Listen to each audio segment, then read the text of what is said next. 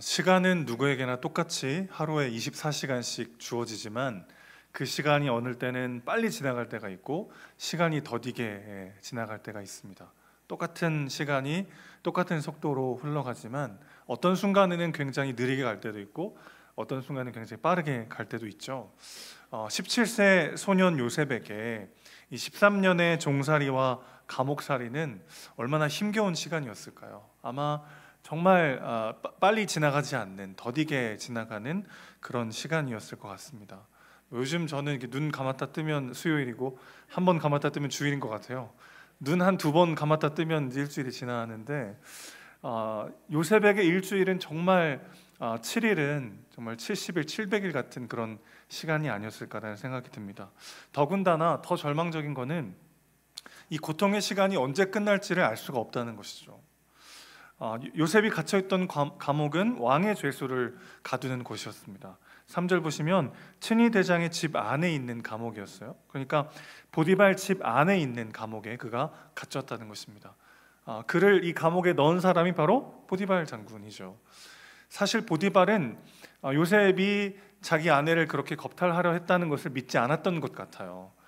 요셉도 알고 있었고 자기 아내의 행실도 알았기 때문에 만약 그게 사실이라고 생각했다면 그 자리에서 죽여도 할 말 없는 일이었죠. 충분히 그럴 수 있는 능력을 가진 그런 권세를 가진 사람이었기 때문에 정말 보디발 장군이 요셉이 그런 짓을 했다라고 생각했다면 아마 요셉을 감옥에 가둘 것이 아니라 그 자리에서 죽여버렸을지도 모르겠습니다. 그런데 요셉을 알고 있는 보디발 장군은 요셉이 그럴 리가 없다고 아마 생각했을 것 같아요. 그래서 그를 무죄인 것을 알지만 그것을 숨기고 감옥에 집어넣게 되죠. 요셉 입장에서는 그래서 더 절망적일 수밖에 없습니다. 여러분, 내 죄를 알고 그 죄값을 다 치르고 나면 이제 감옥을 나갈 수 있다라고 소망이 있다면 그날을 보면서 갈 거 아니에요. 요즘 그 청년들이 군대 가서 이제 한참 많이 남았어도 내가 이때 제대한다라는 어떤 카운트를 하면서 군 생활을 견디는 거랑 제대를 언제 할지 모른다, 5년이 될지 10년 될지 모른다 하고 군 생활하는 거랑은 전혀 다르지 않습니까? 그러니까 요셉에게는 지금 끝을 알 수도 없고 그리고 의미를 알 수도 없는 고통의 시간이 지금 계속되고 있었다는 거죠. 요셉이 어떻게 이 시간을 정말 미치지 않고 살아낼 수 있었을까요? 물론 요셉이라고 해서 이 시간이 전혀 힘들지 않았던 것은 아닙니다. 시편 105편 18절을 보면 이런 구절이 있어요. 쇠사슬이 그의 영혼을 꿰뚫는 것 같은 그런 고통을 요셉이 느꼈다라고 되어 있습니다. 그러니까 내 영혼을 쇠사슬이 이제 꿰뚫는 것 같은 거의 미쳐버릴 지경의 고통을 그가 겪었다라는 것이죠. 그럼에도 요셉이 미쳐버리지 않고 이 시간들을 살아낼 수 있었던 이유는 무엇이었을까요? 오늘 본문을 통해서 두 가지로 한번 살펴보려고 합니다. 첫 번째는 요셉은 분명 감옥에 갇혀 있었지만 문제에만 갇혀 살았지는 않았다는 것입니다. 자, 요셉이 갇힌 감옥에 술 맡은 관원장과 떡 맡은 관원장이 들어오게 됐어요. 이 두 사람은 단순히 그냥 술과 음식을 담당하는 그런 사람들이 아니고 왕이 가장 신뢰하는 왕의 최측근들이었습니다. 그러니까 상당한 권력을 가진 사람들이죠. 술 맡은 관원장 같은 경우에는 어떤 한 지역에 파송되면 그 지역에 총독을 할 수 있을 정도의 막강한 권력을 가진 사람들이었어요. 그도 그럴 것이 애굽의 바로는 독살의 위험에 늘 노출되어 있었기 때문에 왕이 먹는 술이라든지 음식은 왕이 가장 신뢰하는 최측근들이 담당하도록 했습니다. 그들이 무언가 죄를 지었다는 의혹을 받고 이 왕의 감옥에 들어오게 된 거예요. 그리고 이 두 사람 다 꿈을 꾸게 됩니다. 고대 이집트인들은 이 잠이라고 하는 거를 죽은 자들이라든지 신들의 세계와 접촉하는 시간이라고 믿었다고 해요. 그래서 그들에게 꿈은 신들로부터 오는 계시를 받는 시간, 그 신들이 알려주는 미래를 알아보는 선물과도 같은 시간이라고 믿곤 했다고 합니다. 그러니까 이 고위직의 두 사람이 어떤 죄를 지었다는 의혹을 받고 감옥에 갇혔는데 잊을 수 없는 꿈을 꿨어요. 그러니까 평소 같았으면 당장 점술가들을 부르거나 해몽책을 막 뒤져봐서 내 미래가 어떻게 될지만 알아봤겠지만 지금 감옥 안에 있으니까 그럴 수가 없는 상황이지 않습니까? 너무 답답하고 그 답답함이 막 두려움이 되고 근심이 돼서 얼굴에 표가 났던 것 같아요. 그것을 요셉이 봅니다. 6절 보십시오. 아침에 요셉이 들어가 보니 그들에게 근심의 빛이 있는지라 그랬습니다. 너무 황당한 구절이에요, 여러분. 왜냐하면 지금 누가 누구 낯빛을 살핍니까? 요셉이 지금 지코가 석자인데 누가 누구 낯빛을 가리겠어요? 요셉이 지금 그럴 여유가 어디 있어요? 나도 지금 언제 나갈지 몰라요. 나도 지금 내가 여기서 왜 이러고 있는지 삶의 의미를 알 수가 없어요. 그런 상황에서 요셉이 뭘 봤습니까? 그 두 사람의 낯빛을 봤다는 거예요.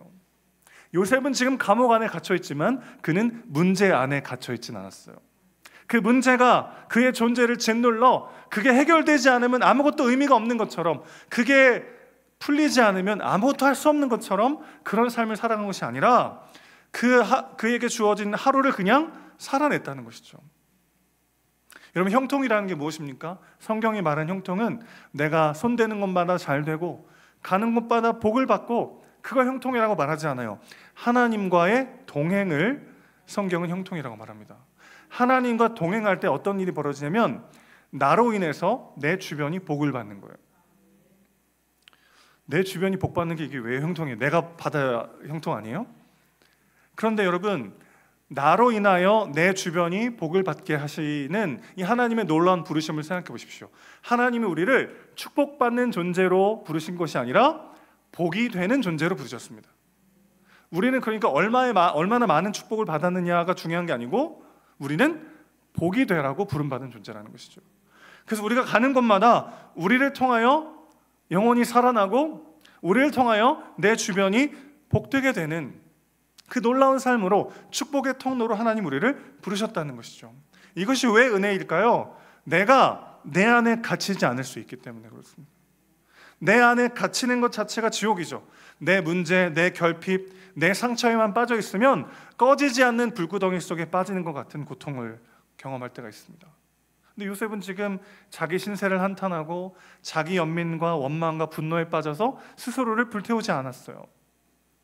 여러분, 우리가 살면서 아무 걱정이 없는 때가 얼마나 있습니까? 아무 문제가 없이 모든 것이 완벽하게 평안하고 행복할 때는 일평생 그렇게 많지 않아요.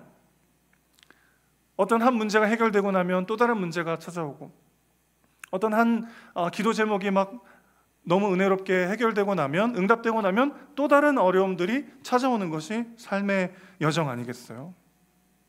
그러니까 모든 문제가 다 해결되고 난 다음에야 내가 일상을 살아갈 수 있다면 일상을 살아갈 수 있는 순간은 평생 찾아오지 않는다는 거죠. 사단의 전략은 아담 때나 지금이나 똑같습니다. 계속해서 우리의 시선이 우리가 가지지 못하는 것에 머물게 하는 거예요. 정말 하나님이 동산나무의 모든 열매를 먹지 말라 하시더냐? 아니, 다 먹어도 되는데 이 선악을 알게 하는 나무 열매만 먹지 말라 했다. 그 순간 아담과 하와에게 어떤 시선의 변화가 생긴 거죠?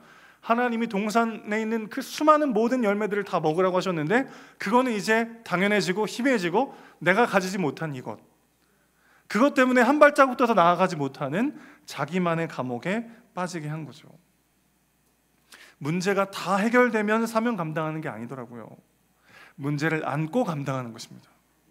하나님이 허락하신 일상, 부르신 바로 그 자리, 그곳에서 나로 살아내고 너를 살려내는 저 여러분 되시기를 주님의 이름으로 축원합니다.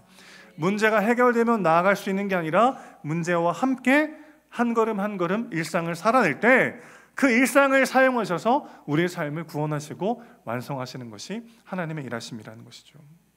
늘 똑같은 일상인 것 같지만 하나님은 신실하게 일하고 계십니다. 우리 지난 몇 주 동안 룻기 말씀을 살펴봤어요. 이번 주일이 마지막 시간인데 여러분, 룻기 전체를 우리가 묵상하는 중에 와, 엄청난 기적이 벌어졌네, 그럴 만한 장면은 한 번도 없었습니다. 우연히 갔는데 보아스의 밭이에요. 그때 마침 보아스가 왔어요. 하나님은 우연과 우연을, 마침과 마침을 사용하셔서 지극히 평범한 우리네 일상들을 사용하셔서 신실하게 우리의 삶을 인도하고 계시는 거죠. 애굽의 초고위직 관리들이 요셉을 만나 주겠어요? 아니, 요셉이 그들을 무슨 수로 만납니까? 아니, 만났다고 해도 그들이 요셉의 말을 들을 이유가 없습니다. 이방 노예 출신의 죄수의 말에 귀를 기울일 이유가 없잖아요. 그런데 글쎄 그들이 요셉이 있는 감옥에 왔어요. 그리고 지난밤 이상한 꿈을 꿔가지고 지금 마음에 근심이 가득해요. 그러니까 지푸라기라도 잡는 심정으로 요셉의 말에 귀를 기울였던 거죠. 기적은 일상 속에 감추어져 있습니다. 마침 그때 우연히 일어나는 일들을 하나님이 사용하셔서 우리의 삶을 완성해 가시는 거죠. 그러니 일상을 멈추고 문제가 해결되기까지를 아무것도 하지 않는 것이 아니라 하나님이 허락하신 오늘 하루를 살아낼 때 그 하루하루를 하나님이 사용하셔서 우리의 삶을 인도해 가시더라는 것입니다. 사랑하는 여러분, 일상의 기적을 놓치지 마십시오. 감사함으로 하나님이 우리에게 주신 것들을 영위하는 그런 복된 삶 되시기를 주님의 이름으로 축원합니다. 저는 목사로서 장례식에 자주 가게 됩니다. 장례식에 갈 때마다 늘 느끼는 게 있어요. 정말 오늘 나에게 허락한 이 하루가 결코 당연하지가 않구나. 하나님이 나에게 허락하신 그 일상의 기쁨과 감사와 기적 같은 순간들을 정말 놓치지 말고 살아내야 되겠구나. 그런 생각들을 자주 합니다. 하나님께서 우리의 순간순간을, 우리의 평범한 하루하루와 일상들을 사용하고 계십니다. 그리고 그걸 통해 우리가 문제에만 갇혀있지 않도록, 그것과 함께 부르심 따라 살아갈 수 있도록 우리 삶을 인도하십니다. 요셉은 감옥에는 갇혔지만 문제에는 갇혀있지 않았어요. 해결되지 않은 그 문제 그대로, 여전히 풀리지 않는 내 삶의 어려움 그대로 아는 채 주님과 함께 담대히 이 길을 걸어가는 우리 모두가 되시기를 주님의 이름으로 축원합니다.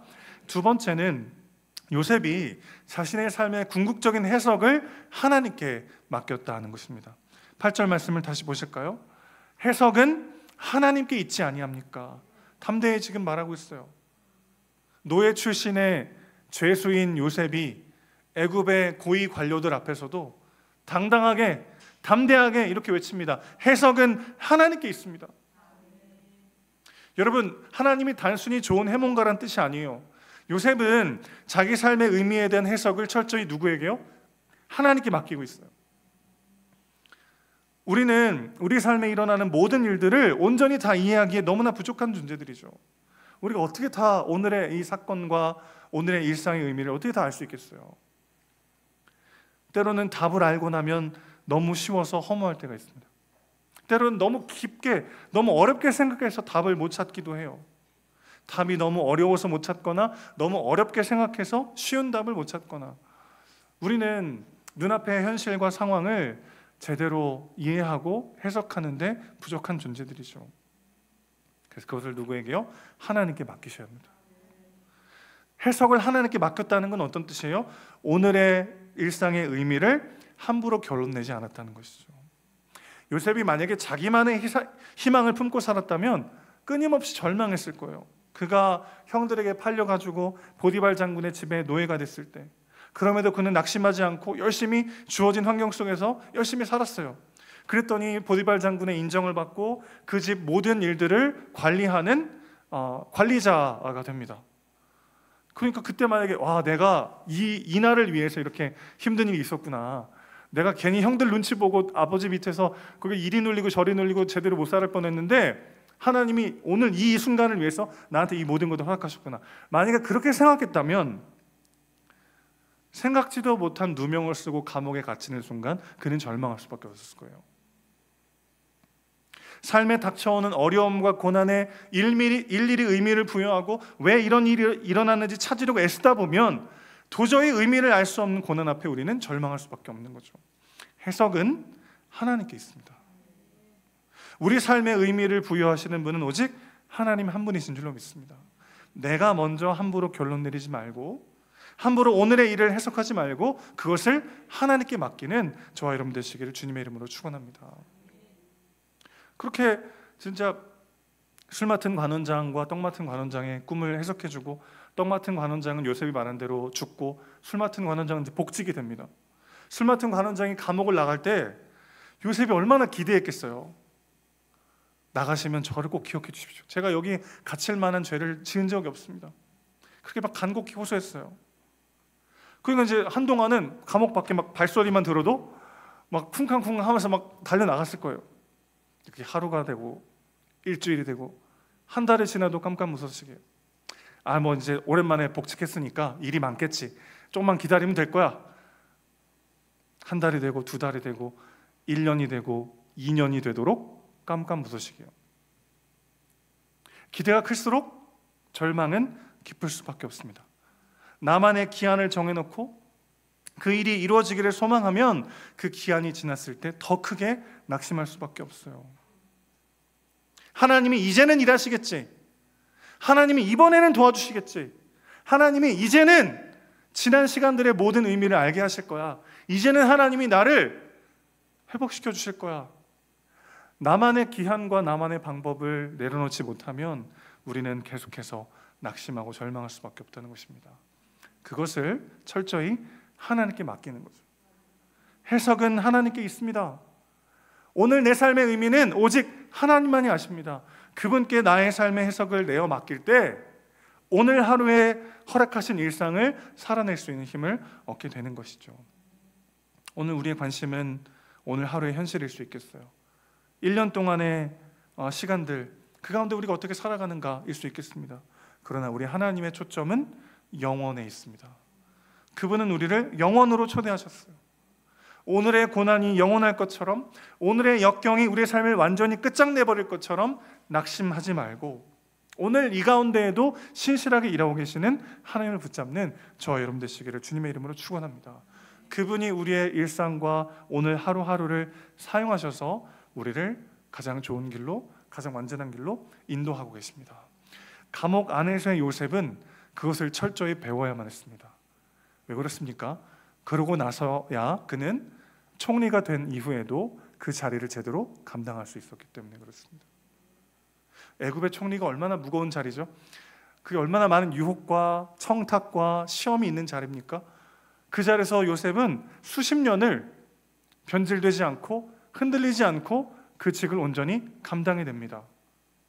이 한치 앞을 알 수 없는 어둠의 시간, 언제 나갈지 모르는 이 감옥의 시간 속에서 요셉은 뭘 배웠죠? 오늘 내가 여기 있는 것은 하나님의 은혜라는 것이고, 오늘 내 삶의 의미를 내가 결정하지 않고 하나님께 맡기는 삶을 살아갈 때 그는 성공했을 때나 실패했을 때나 부유할 때나 가난할 때나 언제나 하나님을 의지하여 살아가는 법을 배울 수 있었던 것이죠. 그러고 나서야 그는 총리직을 제대로 감당할 수 있었습니다. 총리가 되는 것보다 더 중요한 건 그 자리에서 변질되지 않고 흔들리지 않고 그 직을 제대로 감당하는 일이죠. 생각보다 하나님의 부르심은 우리가 생각하는 것보다 더 크고 놀랍고 영원합니다. 오늘의 이 시간을 그분이 어떻게 사용하실지는 아무도 알 수 없어요. 그분만이 아십니다. 그분만이 아신다는 게 전 얼마나 위로가 되는지 모르겠어요. 내가 머리 터지도록 계산하고 파악하고 이해하지 않아도 그분이 우리 인생을 붙잡고 사용하고 계십니다. 그분을 보십시오. 해석은 주님께 있습니다. 그분과 함께 담대히 오늘 하루를 살아내는 저 여러분 되시기를 주님의 이름으로 축원합니다.